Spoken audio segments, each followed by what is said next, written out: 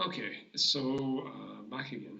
I don't know why I keep sort of losing steam during the lecture today, but it keeps getting cut into little pieces, which is actually the dial tells me is I'm supposed to cut it into like 10-minute segments.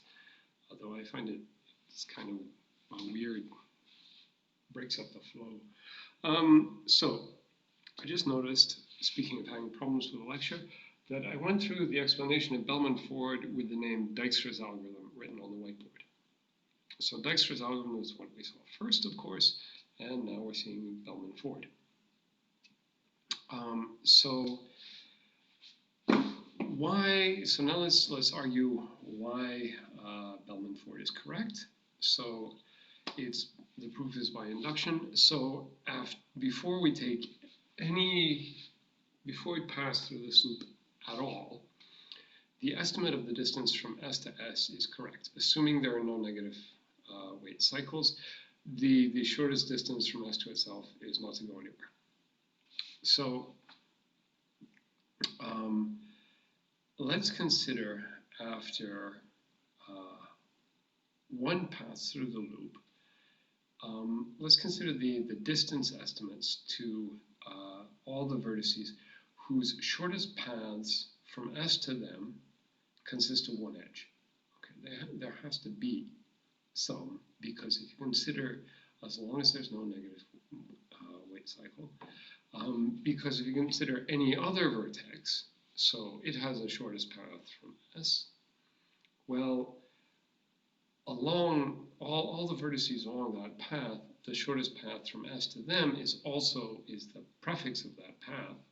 So in particular, if you take the first vertex in the path, the shortest path from S to that is one edge.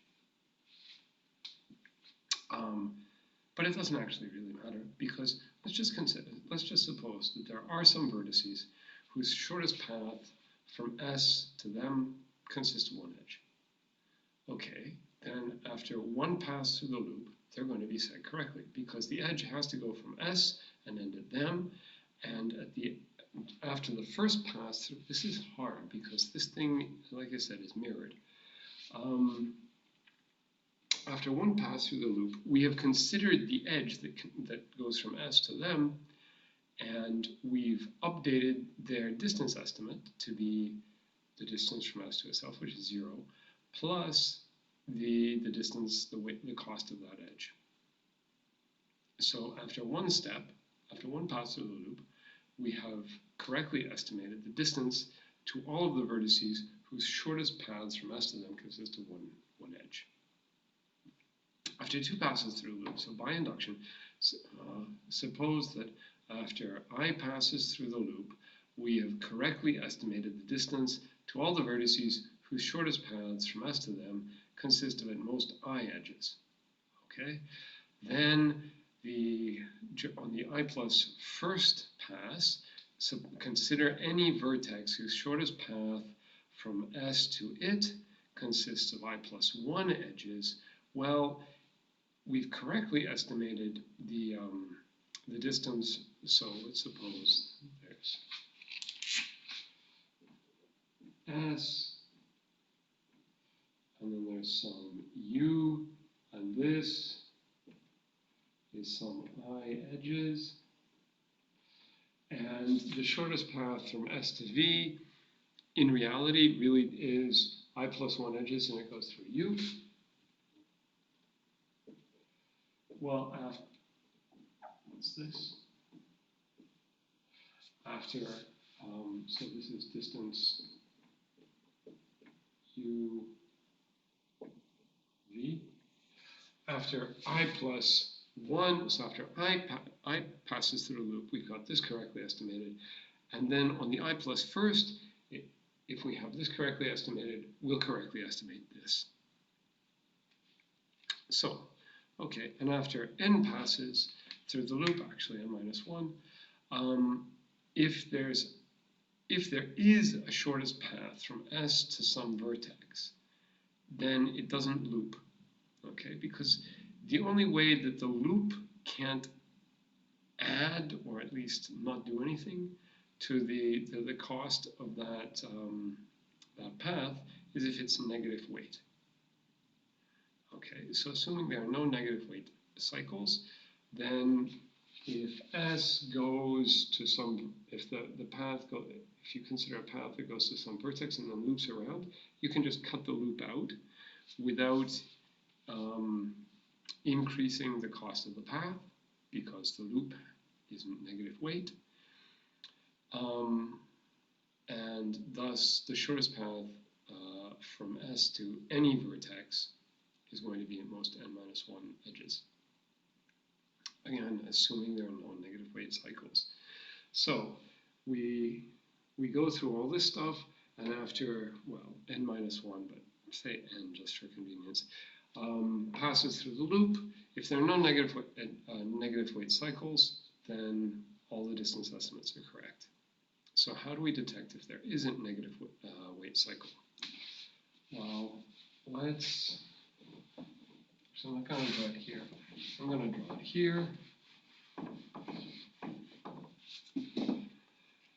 Let's suppose there is a negative weight cycle, and just for convenience, I'm going to suppose that it has length 3 because it's easy to draw.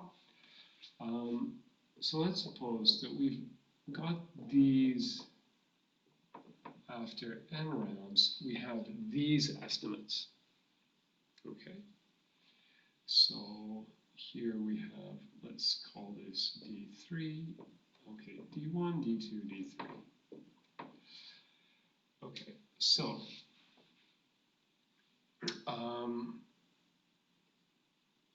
now what we want to show is that there is some edge in there where we can detect that something is broken. So what that means is we have one of these xi's is bigger than, like x2 is bigger than x1 plus d1, which is not allowed. Okay. Or x3 is bigger than x2 plus d2. Okay, so we just do this check.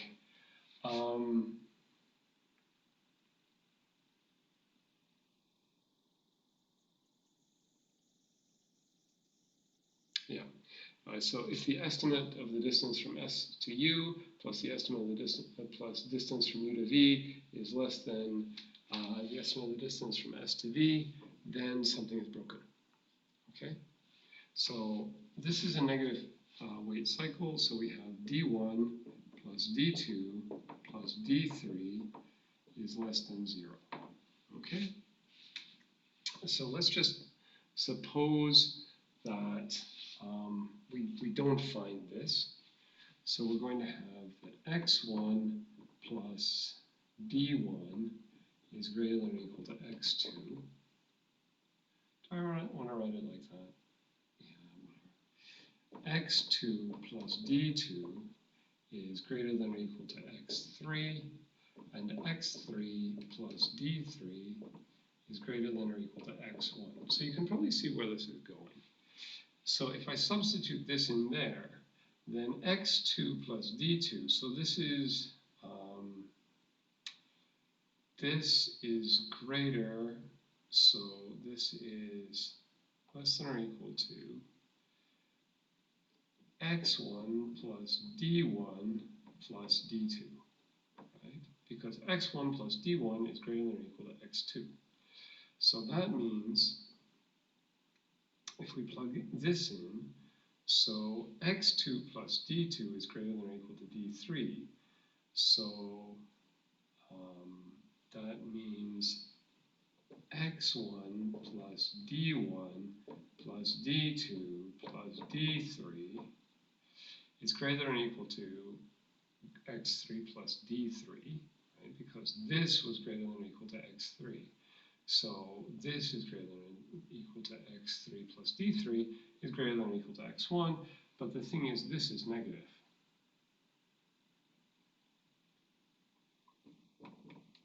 So we have x1 plus a negative number is greater than or equal to x1, which is a contradiction of the definition of a negative number.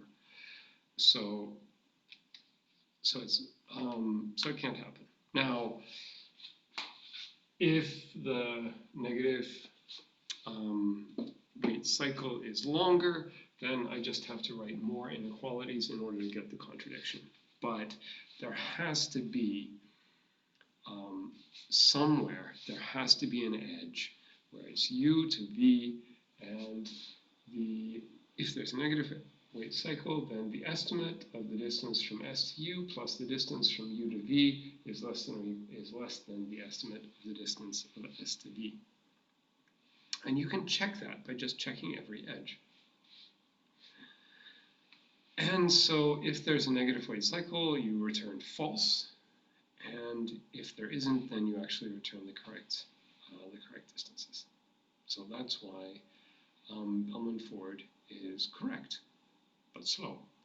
But nice in general that it can handle negative edge weights, just not negative cycles. Okay, so it's 11 minutes. So following Dowell's instructions for once, I'm going to stop this. And then when I come back, I'm going to talk about matrix multiplication. And then I will try to plow through the lecture and get through Floyd-Warshall. Okay, see you soon.